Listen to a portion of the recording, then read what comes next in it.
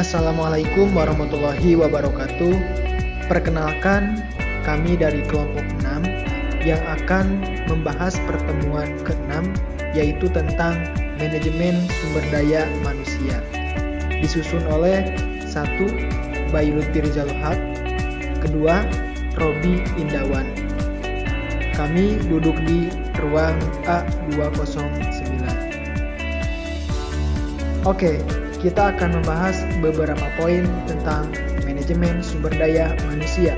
Yang pertama, memahami pengertian manajemen sumber daya manusia. Yang kedua, memahami sasaran manajemen sumber daya manusia.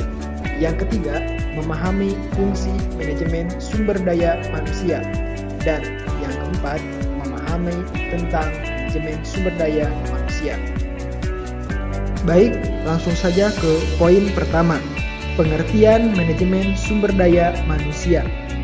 MSDM terdiri dari kata manajemen dan sumber daya manusia. Manajemen adalah seni mengatur proses pemanfaatan sumber daya manusia dan sumber-sumber daya lainnya secara efektif dan efisien untuk mencapai tujuan tertentu. Sumber daya tersebut meliputi 1. Manusia, 2. Uang, 3. Metode, 4. Bahan, 5. Mesin, dan yang keenam adalah pasar atau market. Baik, kita kaji secara perdalam. MSDM adalah ilmu dan seni mengatur hubungan dan peranan tenaga kerja agar efektif dan efisien, membantu terwujudnya tujuan perusahaan, karyawan, dan masyarakat. Fokus kajian MSDM adalah masalah tenaga kerja manusia yang diatur menurut fungsi-fungsinya agar efektif dan efisien dalam mewujudkan tujuan perusahaan, karyawan, dan masyarakat. Contohnya, karyawan adalah perencana, pelaku, dan selalu berperan aktif dalam aktivitas perusahaan atau bisnis. Baik, kita lanjut ke pengertian manajemen sumber daya manusia menurut para ahli. Yang pertama, menurut Mutiara S. Pangabean, MSDM adalah proses yang terdiri dari perencanaan, pengorganisasian, pimpinan, dan pengendalian kegiatan-kegiatan yang berkaitan dengan analisis pekerjaan, evaluasi pekerjaan, pengadaan, pengembangan, kompensasi, promosi, dan pemutusan hubungan kerja guna mencapai tujuan yang telah ditetapkan. Yang kedua, menurut Anwar Prabu Mangkunegara 2001. Menurut pendapat dari Anwar Prabu Mangkunegara, sumber daya manusia atau SDM merupakan sebagai suatu perencanaan pengorganisasian, pelaksanaan, dan pengawasan terhadap pengadaan, pengembangan, pemberian balas jasa, pengintegrasian, pemeliharaan, dan pemisahan tenaga kerja dalam rangka mencapai tujuan organisasi. Baik, kita lanjut ke poin yang kedua. Sasaran manajemen sumber daya manusia. Yang pertama, sasaran perusahaan. Departemen sumber daya manusia diciptakan untuk dapat membantu para manajer dalam mencapai sasaran perusahaan, antara lain perencanaan sumber daya manusia, seleksi, pelatihan, pengembangan, pengangkatan, peningkatan, penilaian, dan hubungan kerja. Yang kedua, sasaran fungsional.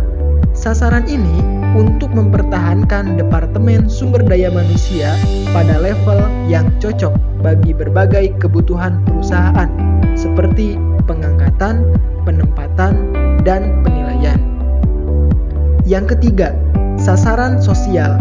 Sasaran ini meliputi keuntungan perusahaan, pemenuhan tuntutan hukum, dan hubungan manajemen dengan serikat perusahaan.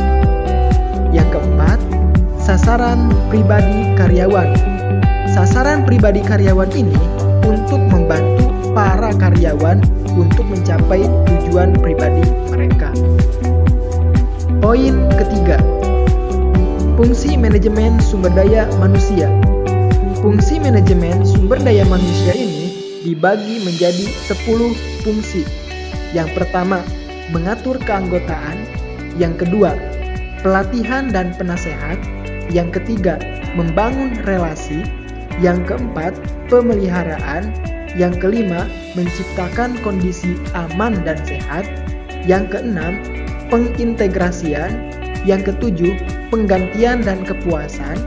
Yang kedelapan, mendalami masalah. Yang kesembilan, evaluasi. Dan yang kesepuluh adalah pemberhentian. Itulah fungsi dari manajemen sumber daya manusia. Baik, kita lanjut ke poin terakhir, yaitu poin 4. Tantangan manajemen sumber daya manusia. Dalam tantangan manajemen sumber daya manusia ini terbagi menjadi 2. Yang pertama adalah tantangan internal dan yang kedua adalah tantangan eksternal. Dari masing-masing tantangan ini, tantangan internal dibagi menjadi 5 tantangan. Yang pertama yaitu tantangan dari pemilik, tantangan dari pemerintah. Yang ketiga, tantangan dari manajemen. Yang keempat, tantangan dari karyawan.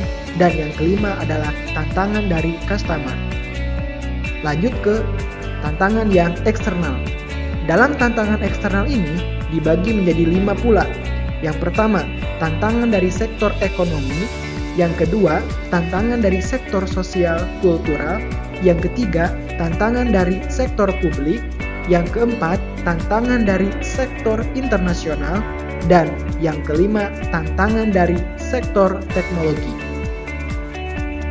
Baik, itulah beberapa cuplikan yang bisa kami presentasikan.